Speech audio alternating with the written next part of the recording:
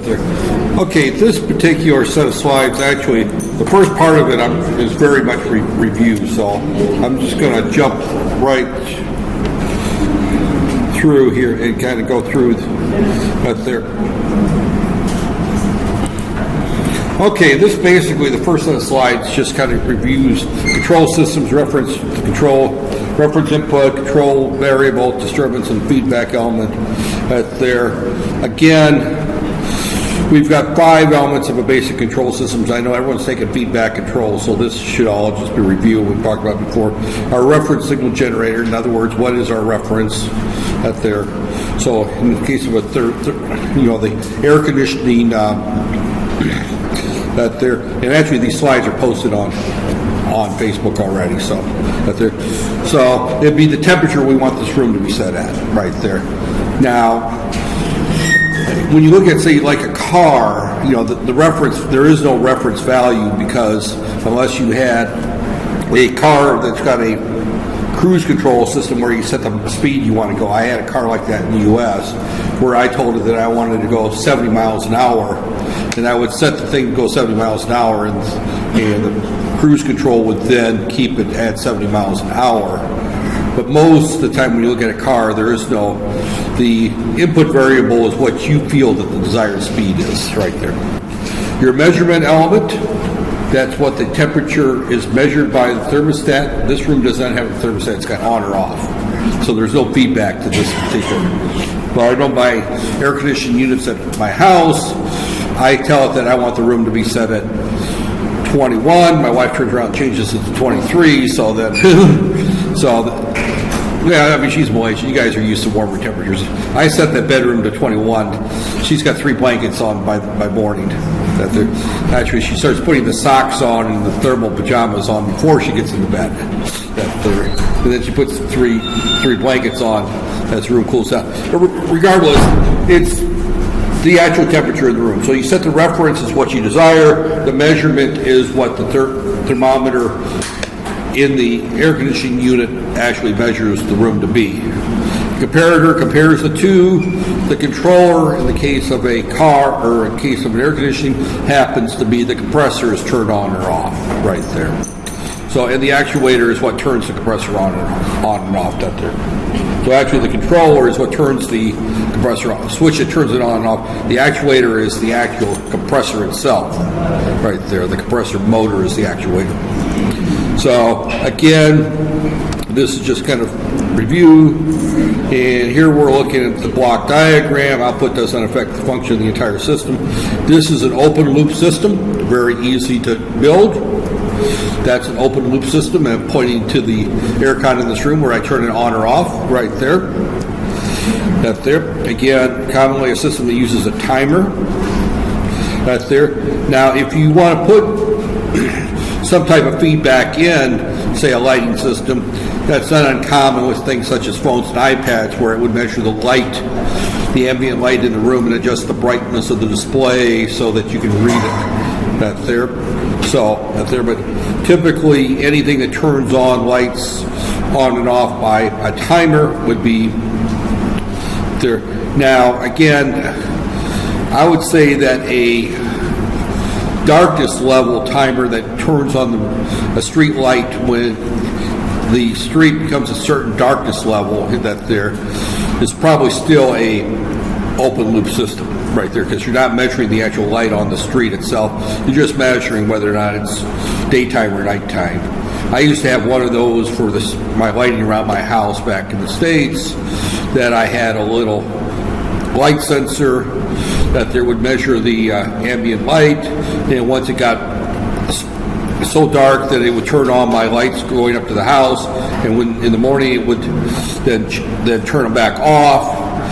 That's not so important in Malaysia because your daylight time between dawn and sunset doesn't change by much more than 30 minutes. In the U.S., the city that I lived in, it would not be in June our shortest night, our longest day. You would wake up for Subu, which is typically the sunrise right there, would be somewhere right around 4:30 or 5, right there. And Marguerite would be about 8:30 at night. same place in December, Subu is now at 8 o'clock in the morning, and Marguerite's about 4:35 in the evening. So obviously fasting is a challenge when it's in June, which probably explains why when fasting came around in June, we moved to Malaysia. There. When I first converted to Islam and moved back to the U.S., Ramadan was in the month of January, February, somewhere around there, where it was winter time, and moved to December. So my first 5, 6 years, 7 years, I had very short fasting times. And then, of course, about the time I left, then we had the 15, 16-hour fasting days. That there. You go to the UK, it's actually much worse. They're farther north. The farther north you go, the difference between day and night, between the seasons, changes drastically. Right there. So again, timers don't work there. There you need light sensors for controlling lights. That there. You had feedback. We have some type of measurement that goes through some kind of process right there. It goes through a comparator and determines whether or not to turn the lights on or off, or turn the air conditioner on or off. Now there's different types of control outputs right there. They can be analog outputs right there, or they can be binary outputs. A binary output means on or off. That's there. So these are basic control systems right there again. And I argue whether or not this is truly a feedback control system using the light sensor with a street light, because to me that's still more of a binary, just determining instead of flipping the switch. That there, but there, because if it's actual measurement, then you would, because you're not measuring the light on the street, you're not measuring you're measuring the ambient light outside the street. That there. So if I was to look at this in terms of my old car, and I missed the white Buick, by the way. It was a great big 3.8 liter engine car that there, and the count actually was huge. The reference would be the speed which I want. Let's say that I want this thing to go 120 km per hour right there, and then I would measure the actual speed right there, the actual speed. My measurement would be some type of Hall effect sensor on the transmission, or some type of input that would then measure that there. It would then go through the comparator that there. This would take the Hall effect series of pulses and calculate the speed, and then that would go to the comparator, and the controller would then tell it whether or not that it needs more petrol or less petrol. So it would either increase my speed by effectively pushing down on the pedal for me, and believe it or not, you could put your foot next to the pedal or on the pedal, don't press, and you can feel the pedal go down and up, because the actual controller was that it had a little servo motor that would actually push the pedal down or release the pedal that there. And then of course the actuator in this particular case was, again, the controller is what controlled that servo motor. The actuator was the actual servo motor, which then would feed into the system, which is the car, the engine of the car. So in other words, it would increase. Well, again, this is their computerized control system right there. We're looking at doing this with a PLC or any type of other logic. We can use a microcontroller. I'm moving into the PLC, and we'll talk about what a PLC is in the next 30 minutes or so, 40 minutes. So open loop and closed loop. Again, you in that they're easy to design. That they can be complicated or not complicated. I could venture to say that the speed control for my vehicle was fairly complicated in comparison to just be using my foot to press the gas right there. The accuracy depends on the calibration method elements right there. Now again, when we're looking at one of the things that happens with the speed of a vehicle is that its speed its accuracy is the fact that controlling the speed of a vehicle, I don't care whether it's a motorbike or a lorry or a car, is still has feedback in it, even if the system doesn't build feedback, because the speed feedback feature is my foot, which is controlled by my brain, which is then input from my eyes and my other senses, tells me not whether I'm going too fast or too slow right there. So I actually am the computer in that particular case. When I go back to this slide right here, we can almost always look at here, this is called the human in the loop right there, or a person. Right there, we have a person, and my handwriting is terrible on this thing, right there. But again, we're looking at the fact that we place a human in the loop right there. And one of the issues has come up on controlling vehicles, because steering is also, which direction you steer your car and when you apply the brakes. That all requires a very complex system right there. Driving a vehicle, once you get your license and you turn about 30 years old, it's pretty second nature. If you get your license, say at 18 to 20, the first 4 or 5 years you drive, you're still thinking a lot. Once you reach my age, you don't think about it anymore until you move to Malaysia, at least. And then all of a sudden you have to start thinking about driving. I always tell people that driving in Malaysia is far more stressful for me than it is driving in the U.S. I can get in a car and I can drive for 6 hours in the U.S. and I don't feel any stress at all, or tired or fatigue. I drive from here to Malacca, which is about a 2.5 hour drive, and I'm mentally exhausted. Well, the reason is because the rules are different here. People drive differently. There's different behaviors. I have to be constantly thinking in terms of what I'm doing. I get on my little Vespa, and one of the rules about, and guys pay attention, and the gals ride scooters, there's a difference between having an accident in a car versus a bike. If I have an accident in a car, 99% of most accidents I have in a car are going to be little low-speed fender benders, right? I don't feel any pain afterwards. I may have to write a check, or not write a check, but pull out my wallet and pay for some repairs, but I don't feel any physical pain. You have any type of accident with a bike, at best you're going to have some scraped up elbows and arms that there. At worst, you're going to be cracking a skull or something out there. I mean, you don't have a motorbike accident and walk away without feeling physical pain. And I don't know about you guys. Maybe you like pain. Out there. Maybe you go out and have your friends poke you with sharp knives for fun. Out there. I personally do not like pain. Right? Out there. So I am extremely vigilant on the bike right there.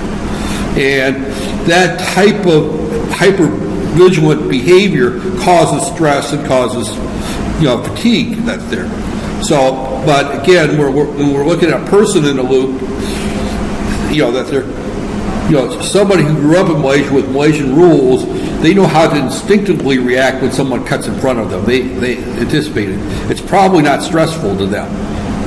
I've been here about 2.5 years now, and I still get stressed out driving downtown KL. And maybe some of you still do too, right? But it's a very stressful event for me. I can drive through New York City, Manhattan Island, and I feel almost no stress. I can drive through it's not the traffic jams, because believe me, Manhattan and LA and Chicago get jams just as bad as KL. But it's because I am more conditioned to know how other drivers are going to react and what the rules are. I mean, I have to sometimes even think which side of the road to get on. After 2.5 years, I still sometimes walk to the wrong side of the car and try to open the passenger door to sit down and look for the steering wheel. Out there. Not very often anymore, but at first that was out there. Although, true story is, I was going out to lunch with a woman one time when I was living in Malaysia 20 years ago. Out there, and I went back to the States for a visit. Out there, and I was going to lunch with this woman, and I get in my car and I sit down in the passenger seat and I start looking, and I got my key out looking for where to put my key. And then she opens the other door and says, "Did you want me to drive?" I said, no, I'm just on the wrong side of the car. That's there. And those things happen. A friend of mine, we were in Perth, Australia. This was when I lived in Malaysia 20 years ago. And we were driving in Malaysia. We'd been here for over a year at that point. We were so used to driving on the left side of the road like you do here. We got to Australia, which looks just like Canada or the U.S. It doesn't look like the U.K. And I don't know if any of you have ever been to Australia, but it looks more American and Canadian than it does British right there. So Ron pulls out of a petrol station after getting gas, and it looks just like the U.S., so instinctively he starts going down the right side of the road.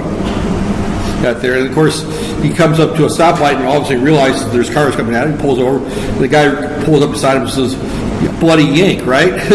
That there, making fun of the fact. But it wasn't the fact that he wasn't used to driving on the left side of the road. That there, it was just that because the mind instinctively put himself back into the U.S. and Canada drives on the same side as the U.S. that he automatically went to the other side of the road right there. So when we look at a person in the loop, a person will react differently than a computer because we have a lot of computing going on inside of our skulls, or we better have, right? There. Now, that's why things such as alcohol are so bad when you drive, because that slows down the computer between the ears, right there, and causes problems there. And people's reaction time slows down. And if anybody who's ever consumed alcohol and tries to drive, they tend to go back and forth to the side of the road because they can no longer accommodate the fact that the steering wants to go a little bit to the right, it wants to go a little to the left. They're not reacting fast enough. You do it without thinking when you're driving. You keep, if you're riding a bike, you instinctively keep those handlebars to where the bike goes straight, roughly, right? Now, when you first start riding, of course, you're kind of all over the place. I was that way about a year and a half ago. I'm not much better some days today, but I'm still, when you ride a bike, you have that feedback going into the system right there. So now when we look at computerized control, it can be as tightly controlled or as loosely controlled depending on how accuracy it is and how fast the components react. That's there. So if we've got, for example, an amplifier and a feedback control system that is starting to age and its response time is not so quick, then we may start seeing slop in our system right there. Again, these are issues that you deal with there. So that's where stability comes in right there. The system is very accurate if your feedback's set up correctly. And then, of course, you've got the fact that some systems are non-linear. You're driving your car and you start to go up a hill or you go around a curve, you may not stay in that lane quite as easily. I think most people tend to overcompensate when they go around curves and tend to hug the center line, right? What's that term in Malaysia? Makajalan? Where as you go around a corner, you start to move over to the other lane right there. But some people undercompensate and hit the guardrails. Usually people hit the guardrails are busy with their hand phones or something else. Okay, now a PLC is a programmable logic controller, and it basically replaces the control system right there. It's a type of control system. That there, PLC systems can be open loop or closed loop, and that's kind of why we went through this here. We're probably not going to get much beyond the open loop systems right here, or the binary controls. It's raining. I'm going to get wet going home tonight, right? That's there. So, all right. That's there. Programmable logic control. It's a digital operating electronic apparatus. In other words, it's a box right there. It's digital in nature. It uses programmable memory for internal storage of instructions for implementing specific in functions such as logic, sequence, and timing. It's a specialized computer system right there. Now, it's got the programming language is unlike anything you've seen before, unless you've already had a PLC course or you worked in an industry where that's there. It doesn't use text; it uses graphics. Most people, once they learn it, find it easier than writing. I personally find VHDL or C easier because I've used it so much. I'm not a PLC programmer. I've had to program a couple from time to time, and I've taught a couple courses where I've had to do, like I'm doing in this class, introduce them. Unfortunately, I don't have a PLC around here that I can play with that's there. It's almost impossible to get into that lab, especially when our classes meet that's there. But and I don't know anything about the PLCs they've got there. I'm a Allen Bradley person, which is not the common one. But for introduction, we'll just go ahead and use the Allen Bradley simulator for our labs here. So the term programmable controller says U.S. origin. The U.K. term is PLC, programmable logic controller. Most of the people use PLC now. PC stands for personal computer in the U.S., so they kind of dropped that terminology at least 25 years ago, more like 40, 30 years ago.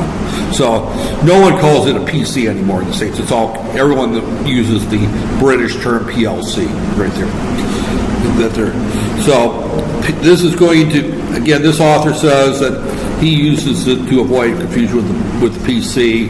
That's why it was pretty much dropped in all the textbooks and all the industrial. That's there. So, okay, PLC development factors needs to be for low cost, flexible, easily commissioned, and smart usage. Right there.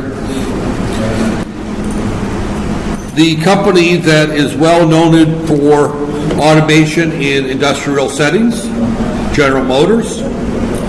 You know, companies that build lots and lots of the same thing have automated factory lines and assembly lines. Want a way of controlling these factory lines with automation without people. So they invented a lot of money into this idea. It's kind of funny that it was developed by General Motors in Detroit, about 2 hours from where I lived, right there. And that's there. And yet the British seem to win out with their term PLC. That there. So, but it started out with there. But General Motors developed it for making automobiles in controlling that's there. It has become the industrial standard for factory automation. And the title of this course is Automation Robotics. We more or less covered what we're going to talk about in robotics. Now we're going to talk about, so we got this reversed. I probably should have talked about PLCs first, right there. So easy to program, and that's a relative term. In other words, how easy it is to program depends on how easily a person can think in terms of ladder logic and diagrams. No need to rewire the control system if you change the program. If I change the process, I can change the program and not rewire it. Prior to PLCs, most factory lines that were automated used a series of what they call relay logic. And relay logic meant a whole bunch of relays were used in order to control that there. Relay logic means that every time you want to change the program, you had to go back and rewire all the relays, reconnect them right there. Now, at one time, computers were relay logic. Back in the 1940s, 1950s, a lot of the early computers relied on relays. That's there.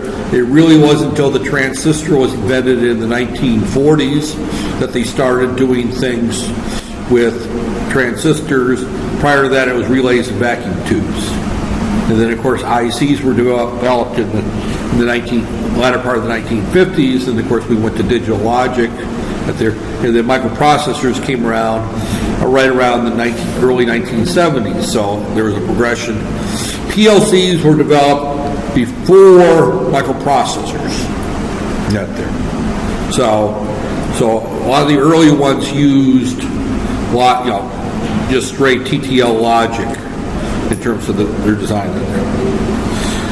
They need to be small. They're very small now. They meet Again, they need to be very high reliability, simple construction, low maintenance right there. And, this was all this was the specification. This is what General Motors wanted when they sent their engineers off to say, come up with a solution to this right here. Right there. So again, sequence control, advanced control.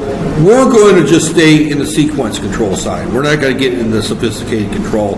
We've got about 5 weeks, I think, left in the course, something like that. That's there. We don't have time to get sophisticated right there. So the most sophistication we're going to get into is probably timers and counters.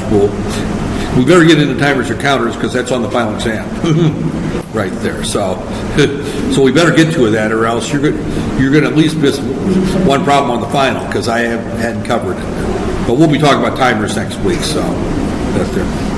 So, but again, we can do PID control, we can do servo motor control, stepper motor control, we can measure analog temperatures, pressures, we do analog outputs right there. We can do lots and lots of things with this. We're just going to keep it relatively simple right there. Supervisory control means that we can tie this into a local or a wide area network. Wide area network today means basically internet right there. Local area network means that we have a computer in the factory that can control and supervise and keep track of these machines. The idea of supervisory control means that I could sit as the factory foreman in a glass air-conditioned office upstairs, and I can see what's happening with all my processes on the floor through a computer with about six monitors, and I can change the processes I need to from that there. And this will quite often allow me to reprogram PLCs on the floor from the office out there. General Motors has that there. Central Soya, that was the company I was trying to remember last week. Remember, I kept trying to say I was trying to remember who did the soybean processing right there, the corn oil processing. Central Soya just came to my mind because they used a lot of PLCs in their process. And you'll see why through some of the examples why they use a lot of that there, because we'll do a number of process control type things where we use that's very central to Central Soya that there. But they made their Central Soya, as the name would guess, their main product was soy oil, the soy and tofu and soybean products. Indiana grows a lot of soybeans. A lot of soybeans comes out of Indiana. Soybean and corn, right there. But again, when we look at supervisory control, we're looking at the fact that we won't do anything with supervisory control in this class. We'll stick strictly with just straight PLC programming. This is a much more industrial engineering type problem on how you set up a factory floor type thing there. Again, you can have alarms, you can have fault testing. Anytime you deal with any type of very dangerous process, you're going to have some type of supervisory control. A nuclear power plant would not exist without supervisory control, monitoring every step of the way, because you want to know what that reactor temperature is, you want to know what the radiation levels are, you want to know what's going on right at all times. But even something in processing corn oil, palm oil, that you're normally going to do that with supervisory control. Okay, PLC size, small, medium, and large. Like everything else, these numbers change. I think these numbers are probably off because these memory sizes are probably off. Now, today's PLCs, 128 IOs is actually quite a few. That's there. When you're talking controlling a simple process, 128 IOs is actually quite a bit right there. And that can control a pretty good sized processing plant right there. Medium, up over 2,000. And large, we're talking over 8,000. And these numbers are probably out of date. Right there. So, but our labs are only going to deal with probably 5 or 6. IOs, tops right there, just to get kind of a feel for how they work right there. Obviously a large process where you're measuring the viscosity of the oil, you're measuring the moisture content, you're measuring this, you're adding heat, you're stirring, you're controlling flow rates. Those get to be more complicated than what we're going to be doing here. So keep in mind that the couple of simulations that we'll be doing are going to be relatively small, just to get a taste of what can be done. That's there.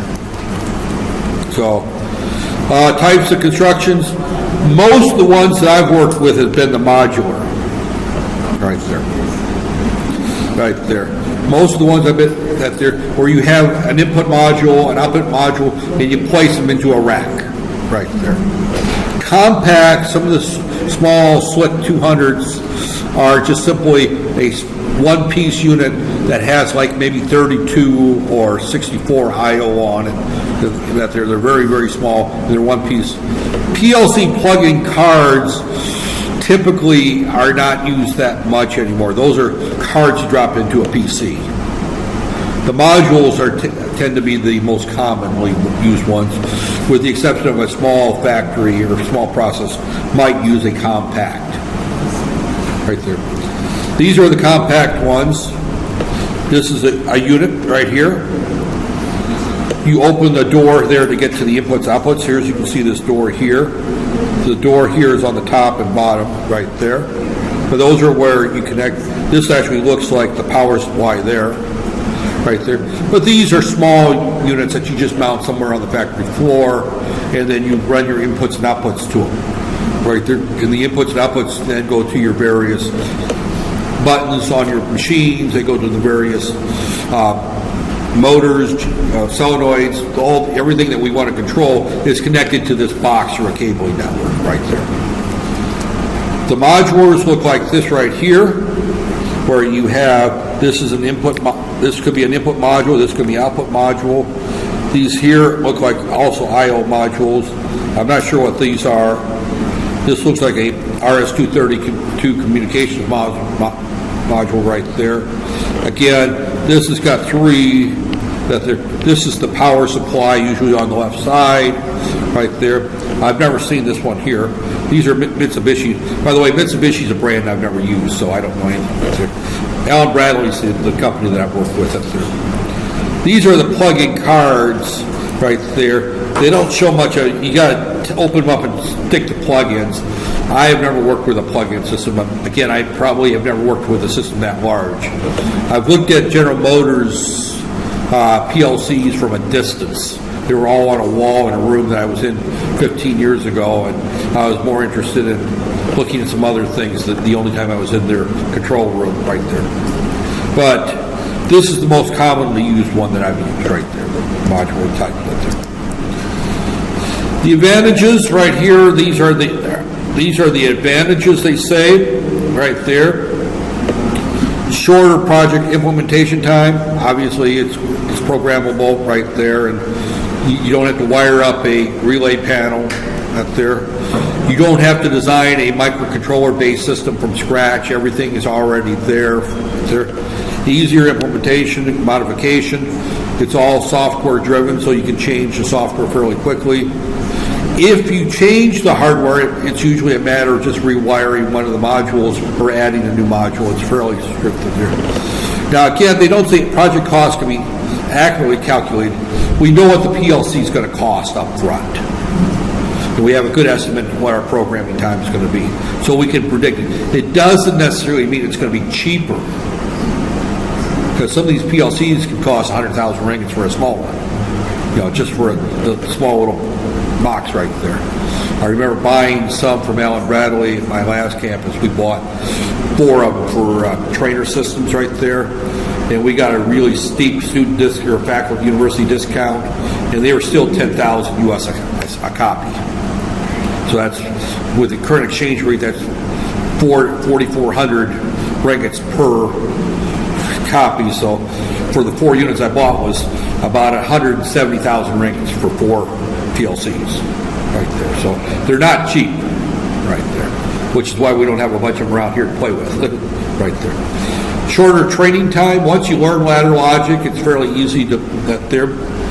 Easily change design, wide range, we can do almost anything with it. Easy maintenance, the modules plug in and plug out, right there. They're extremely highly reliable, right there. They're very reliable. That's there. One of the things that PLCs brings to the table that an 8051 or a Arduino processor or any of these other devices don't bring to the table is that these things have been built to withstand high voltages, high currents, spikes, noise. They're built for industrial environments. If I want to design an 8051 system for that type of environment, I'm going to spend some bucks. It's expensive. That's there. So these things are built to put into a factory floor where you've got, thousands of volts going along, big motors that are the size of this room practically. I mean, they're built for those types of environments right there. The controllers, once you pick a manufacturer, they're pretty much standard. That's there. And again, this goes right back to reliability, able to withstand harsh plant process environments. That's what they're built for, right there. Okay, this I'm going to just kind of skip right here. This is the same thing we talked about in microprocessors, right? Slide looks almost identically the same, right there. We already know what a CPU is. We already know RAM and ROM, right there. Now, getting here, now we get into something new, the input unit and the output unit, right there. Inputs are anything that goes into our system, right there. Push buttons, switches, limit switches, sensors, timers. Now the timer, by the way, is usually built into the PLC. We can have external timers, so right there. The output, lamps, motors, solenoids are typical, right there. We can also have an analog. And we'll talk about the various analogs as we go on right there. Usually we have a module for an input module and an output module or multiples thereof right there. So these are typical input, push button. You see got the start button on a machine. You've got the emergency stop button. These are all push buttons right there. You got the two buttons for required two inputs right there. You got limit switches to know whether or not you reached a certain, a door is closed. In other words, the bottom of the door is closed. It's got a limit switch. The elevator's got one of those right there. It knows when the door starts to close. If somebody's walking in or out of the doors, I've been slammed by this elevator a couple of times right there, that when that limit switch hits, it knows to open the door back up. And hopefully I've ran a couple of them where that limit switch was defective and the door just kept closing right there. That can be very dangerous when that happens. In the U.S., lawsuits happen. Here, I don't know what happens if someone gets their arm lost because the elevator door doesn't. It's happened. That that elevator door starts to close, and you're getting ready to go into it, and all of a sudden that door keeps on closing. The limit switch doesn't open the door. What happens? That there. So again, that's where you get into the multiple. Limit switches are quite often needed. There should be one on each side, but I've seen them. Actually, one of the shopping malls here, I saw some kid almost lose his hand because the limit switch did that there. So we have level sensors. You'll see that in a couple of the examples right there. We don't actually have them here to play with, but when you're filling up a tank to a certain level, when this ball starts to float, it closes the switch or opens the switch, and it says that it's full. If the fluid level is going down and this thing drops down, that means the tank is empty. It's at the bottom of the tank, right there. So this measures fluid level. We have a flow meter that says whether or not we've got fluid flowing in that thing. If we're pumping water and all of a sudden there's no water in our tank, we want to know that because we're going to burn our motor up if we run it dry, right? That there. So we have all these various types of input devices. Output, these are just a few right there. We have a motor which we can drive directly. Normally motors we will drive using a relay right there. If it's a large motor. We can have LED displays. We can actually have LCD displays, but it's getting into a little bit more complicated programming. Typically, if you use the PLC, you just rely on LEDs. We can have heater cores if we have heaters. We can have lights that we turn on and off right there.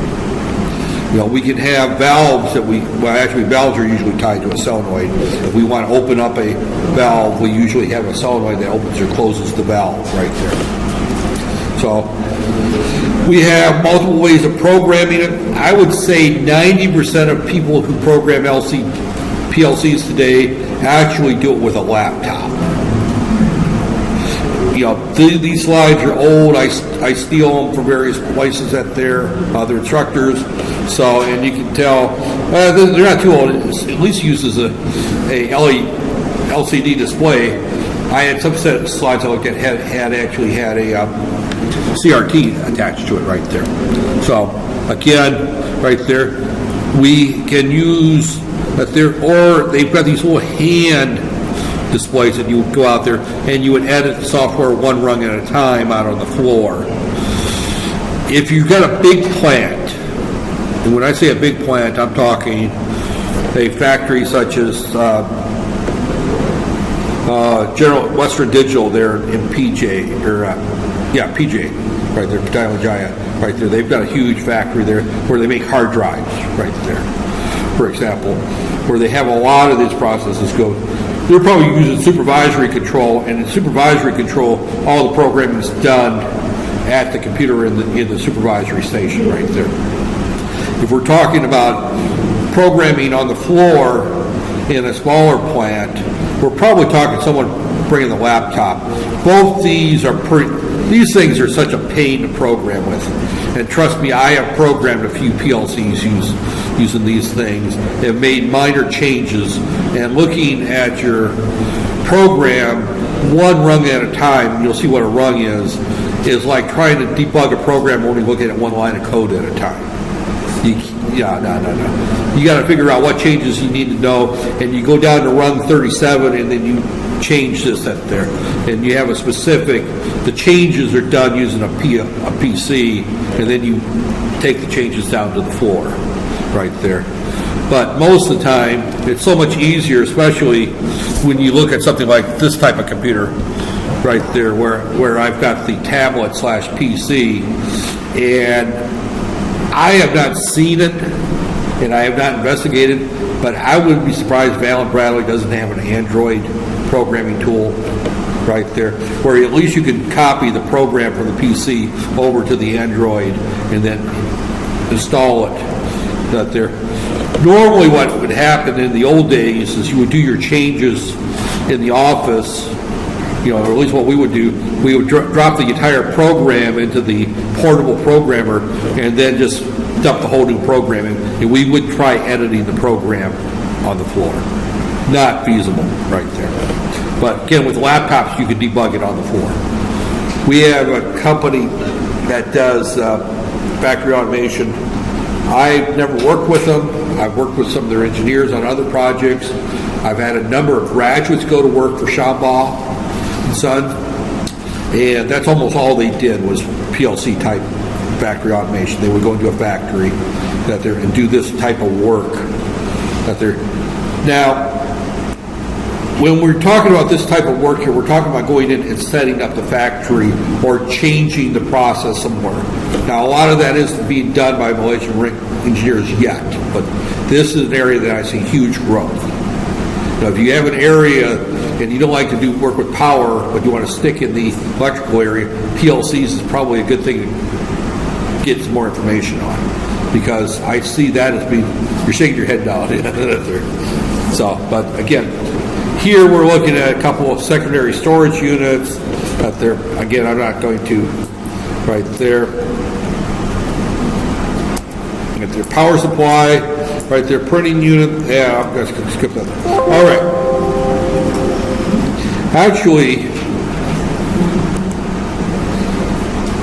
I said I got 3 sets of slides. I think that set of slides covered. Oh no, this set of slides I want to go through here. I won't go through the whole thing right here. I'm going to just kind of jump through here. Again, I gave you all 3 sets of slides. Oh, you know what? this is going to get annoying right here. Let me jump out of this whole thing and just get to the slides that I want to cover. Okay. This is a list of the leading brands of PLCs. As you can see, it's dominated by American companies right there. Allen Bradley is probably the biggest one. Allen Bradley, by the way, is a branch of General Motors. They own Allen Bradley. That's there. Gould, Modicon, Texas Instruments, General Electric, Westinghouse. Square D, I'm very familiar with. They had a factory really close to my house where they built these things. So I'm very familiar with Square D. A lot of the companies in our area use Square D. A number of companies that use the Gould, and the Allen Bradley, of course, is the big player in that there. Siemens, Clock and Moore, Festival, and Technomach. These are mostly German and Dutch companies in Europe, right there. Japan, Toshiba, and Omron are probably the big players. Omron is probably, and Mitsubishi are probably sell the most in Asia. Chances are, if you're going to run across a PLC, you're going to probably see either Mitsubishi or Omron. Those are the two that you're going to see. Unfortunately, I've never used either of those. The company, one of the companies I worked with actually did buy a Mitsubishi system. There, I think they scrapped it and went back to the Allen Bradley simply because they had trouble finding engineers that knew enough about Mitsubishis to hire people right there. So I'm just going to kind of go through. This is the areas that PLCs are used in, and again, I'm just kind of I don't want to listen to that noise right there. I'm sorry, but I went through and looked at the slides. I liked the slides, but I didn't try bring this up there. So otherwise, I would have gone through and stripped out all the effects up there. But manufacturing and machining are probably the biggest areas that PLCs are used. The food and beverage industry uses a lot of them. Trust me, F&N Orange or F&N uses a lot of PLCs in canning their 100 plus and F&N Orange and all that stuff that's there. Metals, yeah, that there. The power company uses for a lot of the control systems for power generation will use a lot of PLCs. Mining, not so much, but some of the automated mines. Petrochemical and chemical are huge right there. Again, if you look at, for example, I just drew a blank of that their Petronas. I'm willing to bet that their processing plants are using a lot of that. A lot of the process controls, which making petrol out of oil that comes out of the ground, and making motor oil out of oil that comes to the ground, making plastics, all that is process control. That's all PLC driven today, right there. So, again, these use the same method. Here's an example. That's why I brought this one up here. This is a typical process control type thing right there. And by the way, hint, this might find its way on the final exam as I wrote the final yesterday. Right there. It may be a slightly different version of this problem right there, but again, it's kind of that there. So as I was writing the final exam is when I made the decision I needed to cover PLCs, make sure I get them covered before, because I can tell you right now, 3 out of 5 problems on the final exam deals with robotics and things like that. The last 2 problems are PLC problems right there. So that kind of gives you an idea. And there's no math on the final to speak of. I don't think there's any math on the final. It's more remembering the type of actuators, the type of motors, how do you drive, what type of motor, those types of questions. And we'll have a review for the final, plenty of time back there. Okay, we've got 2 solenoids, A and B. These contain different liquids. We will assume, for this case, for this example, he doesn't say, as I read that there, that the valve sizes for A and B are such that we get the right ratio of chemical A to chemical B. Now, these could be corn syrup and water, corn syrup and water mix, corn syrup and flavoring mix for soda pop. That there.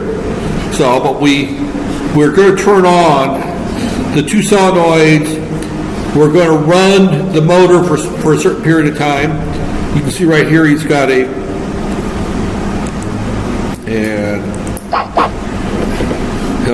he's got a timer right here. So basically, the way this particular example works is we turn on the two solenoids. We run the motor for so long, in this particular case a minute. We turn, at there. Once, and by the way, we have a float switch to tell when it's full. So we fill up the tank. When this float switch goes to the full position, in other words, here it's there. When it gets to the top, the switch goes to the top position right there. So this is a three-way switch right there. So, the top is, when it's full, it's at the top up position. When it's filling, it's kind of going up, it's just hanging there. And when it's empty, it's in the down position. So as you look at this here, here's the switch right here. It can be either there, that's while it's in the filling or draining. When it's empty, it's down here, empty. When it's full, it's up here. And the reason it's full, because this will go up and hit that switch and put it in the top position right there. So we fill it up, we shut our solenoids off, we turn our motor for a minute right here, and we mix up our chemicals nice and good, and then we stop our motor, we open this solenoid. When this gets all the way to the bottom right there, we close the solenoid and repeat the process right there. So this is an example where we would use a PLC right there. Now, we could write a very simple C program to do this with an 8051. But in order to do that, we also have to design our hardware to connect to our solenoids right there. And I can't write on the screen right there. But we have to design our hardware to connect to these two that there. We have to also connect to that there. And we have to also right there. So C right there. I'm not going to say this anyway. Right there. And we have to make this thing chemical proof and industrially noise proof. Not there. An 8051 is probably not the right solution for this in an industrial setting. If I was designing a home washing machine, then I'm going to make 1 million of these things, and I wanted to do the same process with the home washing machine right there. Again, this is similar to what a basic washing machine would do. Is I fill it with water, I agitate the motor for so long, I drain the water, I fill it up again, right there. I agitate it for so long, I drain it, I fill it up again, and then after 3 cycles or so, because you add the soap to the first one, right there, and then the next one is, so you agitate with soap, then you drain that water out, then you fill up clean water, you rinse some of the water out, you rinse out the soap, right there, you drain it, you rinse it again, then you fill, then you, after the second rinse, you go through a spin dry cycle, and you can do that with a microcontroller. We could do the same thing with a PLC. It's easier with a PLC, actually, when you look at the programming and the interfacing. It's just that if you look at your home washing machine, you don't want to spend, 40,000 ringgits for the PLC to drive your washing machine, right? You rather use the $5 8051 right there, or the 5 ringgit 8051. So a different application right there. So, okay, this is basically explains the process right there. Again, a tank is used to mix 2 liquids. The control circuit operates as follows. When the start button is pressed, solenoids A and B energize. This permits the 2 fluids to fill the tank. Once it's filled, the float switch trips. You de-energize it and you start the motors. You run the motor for 1 minute with a timer right there. After the minute up there, the motor turns off. The solenoid energizes to drain the tank. When it's empty, the flow de-energizes. A stop button can be used to stop the process. There would be a stop button. If the motor becomes overloaded, we have a sensor to know whether we overload the motor. We stop the process. Once the circuit has been energized, it just keeps operating repeatedly and repeatedly and repeatedly until the end of the shift, and the workers go home and they hit the stop button on their way out, right? So this is a typical type of project that you would do on a PLC.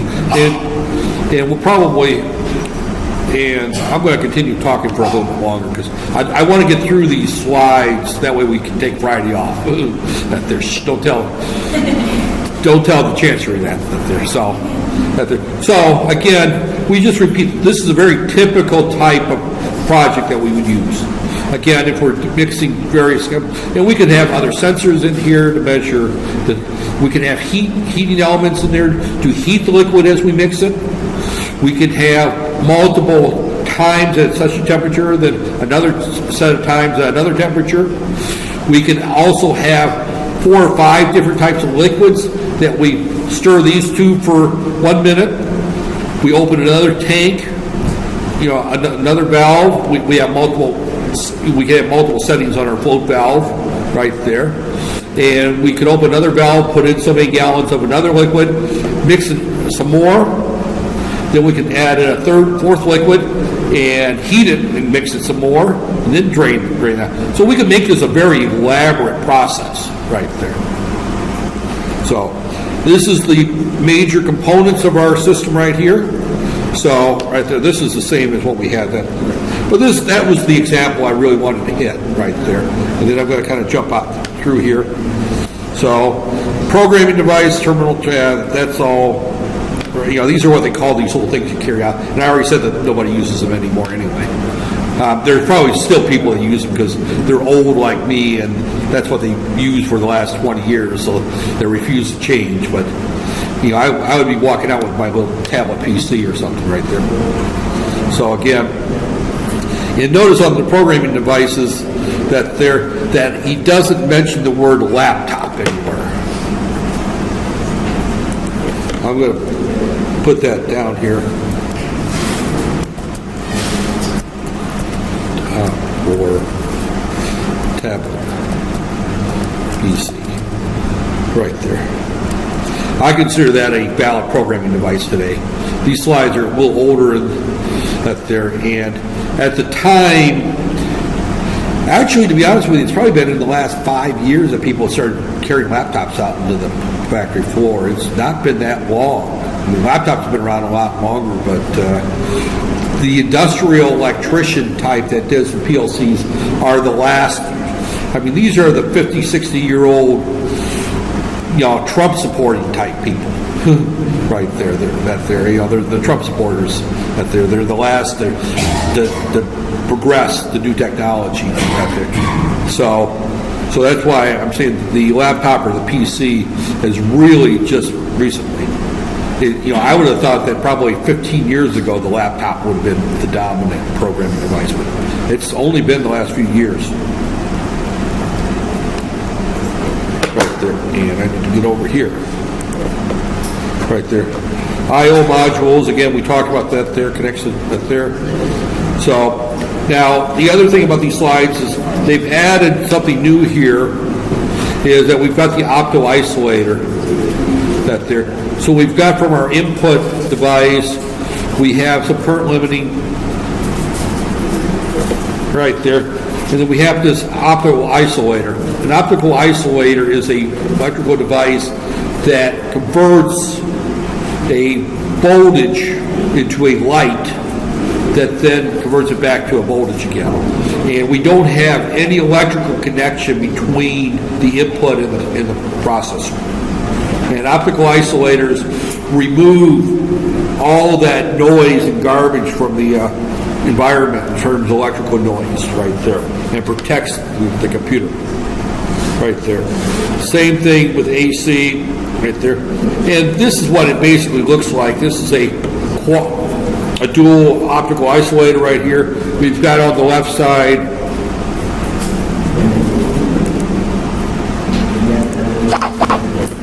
right here, We got a current goes through here. That lights this LED. You don't see the LED unless you break the plastic off the chip. It's all internal. This LED, when it's lit, will turn on the base of this transistor and allow current to flow through here, closing that switch. Because there's no electrical connection between the input and the output, a spike on the input can't damage the processor. That's the idea right there. And this is, again, the same thing right here. Basic DC input circuit. Again, we have some current, some spike protection right here. Here's our LED. This is our input to our CPU. So we've added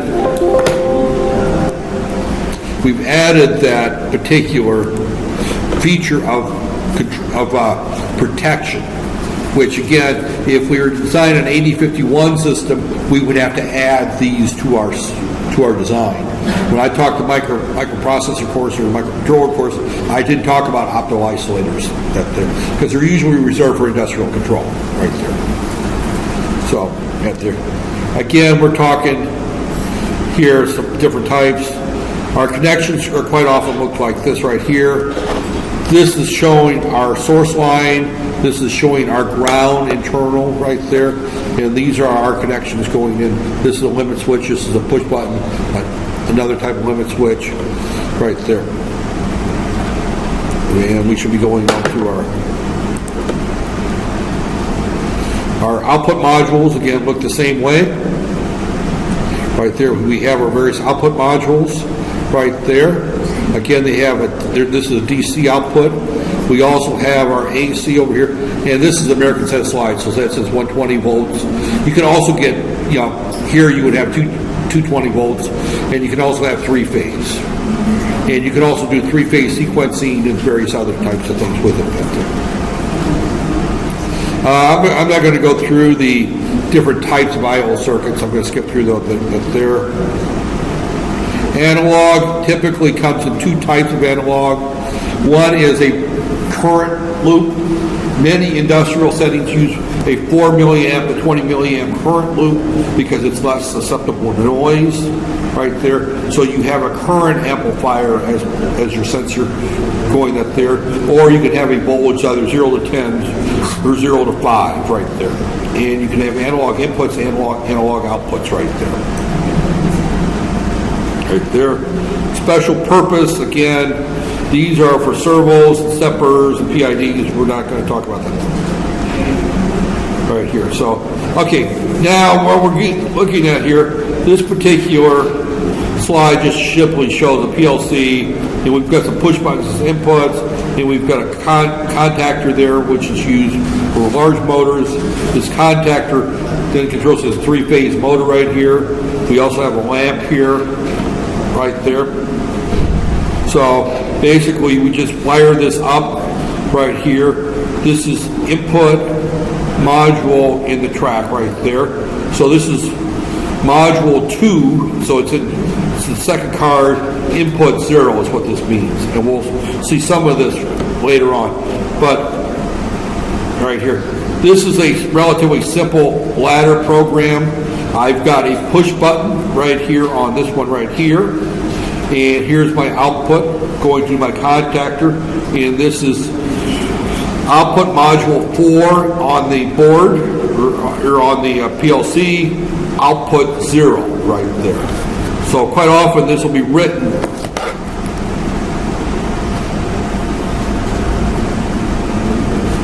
output :4/0 is the way that we'll do it with our simulators, the way that we handle that there. Our inputs would be like I0/0, I01, I02 for different inputs going on there. And we're going to write some programs that there. But this is the simplest ladder logic. I push the button, the motor turns on. I take my finger off the button, the motor turns off. Later on we'll add a latch, we'll add a stop button, we'll add add more things to it right there. But that's our simple right there. These are the types of our inputs, and I'm going to finish, when I finish with this here is where I'm going to stop right here.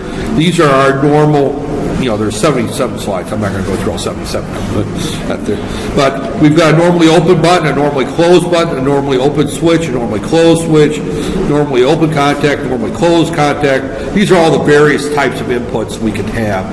Now, these all equate to different types of push buttons and limit switches and things like that right there. So right here, this just simply, you push the button, it closes the switch right there. Analog, right there. Analog output right here. This is the digital output, it's just an output, it turns on the light. Analog then sends 0 to 10 volts to a mnemonic transducer that will convert that to a particular amount of airflow right there. Again, we're not going to cover that in this class. And this, I think the rest of this is all memory, EEPROM. You guys have seen all this stuff before, right? Right there. Typical phase one, we read our inputs, we do a scan, and we go through, and we just simply repeat. We just scan from the top rung down, right there. And we just repeat, right there. Typically, it takes 1 to 10 milliseconds per scan. Right there. Right there, and we just keep repeating. Common uses of PLC communication ports, uploading and downloading from a supervisor control. Again, that's where I'm saying if it's a large plant, you can upload and download the software from the supervisor. You can force I/O and memory elements from that there. In other words, you're troubleshooting and you want to turn a particular motor on from the controller, you can do that right there. Because you don't know is the problem in the code or is it in the motor right there. Linking it to several other types right there, monitoring data right there. We have common, RS-232 used to be the top one right there.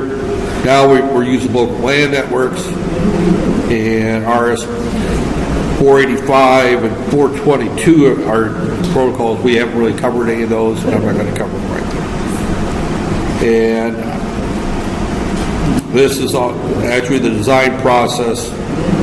I think I'll let you read these slides here. I think I've kind of reached the point that right there. This kind of shows what the ladder logic looks like right there. The software we're going to run actually, and I put a link to download the software, but it's only got a 15-day trial, so don't download it until you're ready to use it or install it right there. I bought the full version to put that there. So it looks something like this right here. And you write your code by simply right there. And I can put a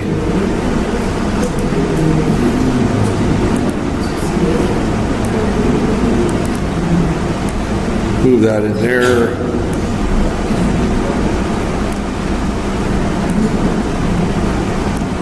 Move that there. Move this down here. I can put my output there, and I can go through it. And this is the way we write our software. So this is a push button right there, and then we can simulate pushing these buttons and that there. So, and there are some test ones right here. I don't think this one works that there, but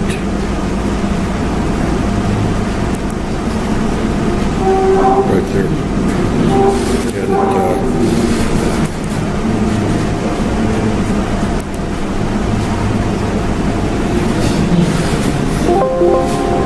you see, because it's loading this code, not the one that goes with that drawing, right there. I'll get those working before next week. That there. I just I used this last semester, and I've slept since then. I've run various other types of programs. I can't remember all the details. I was very proficient with this a semester ago. Back in April or May, I was very proficient with this program, and now it's December, and 7 months have passed since I've ran the program, and I spent like a half an hour there. All right, how do I bring the screen up? How do I bring that screen up right there? So I'm not going to try showing you this today right there. But this is what the software looks like that we would program. So there's no That there. Once we have it downloaded right there, then there's another screen which I had it up earlier today, but I lost it right here. And I know it's fairly easy to bring up right there. It's just that I don't see the button for bringing it up.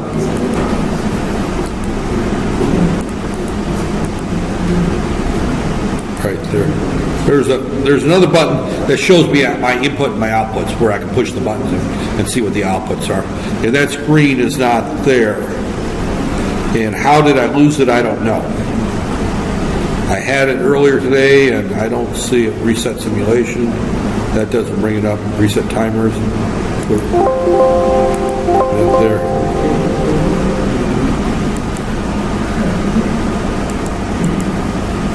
And I got all kinds of garbage from playing with this thing today. Out there. So, with that said, I am going to stop right there. I think we will come back next Tuesday and we will start looking at the software, start going through some sample programs on how we would program that there, and start coming up with some examples there. And I still didn't go that long over, about an hour and 10 minutes. I normally go right about an hour, right?